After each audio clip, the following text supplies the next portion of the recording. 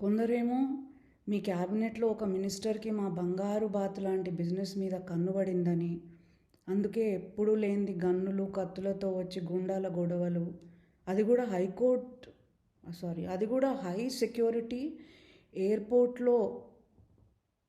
అందుకే పోలీసులు, exercise officials కూడా సడన్ ఇన్స్పెక్షన్స్ చేశారని కూడా ఇన్ఫర్మేషన్. వాళ్ళకి ఇల్లీగల్గా ఏం దొరకలేదనుకోండి. బికాజ్ మా ఎన్ఆర్ఐస్కి జనరల్గా ఇల్లీగల్ యాక్టివిటీస్ అంటే భయం కదా.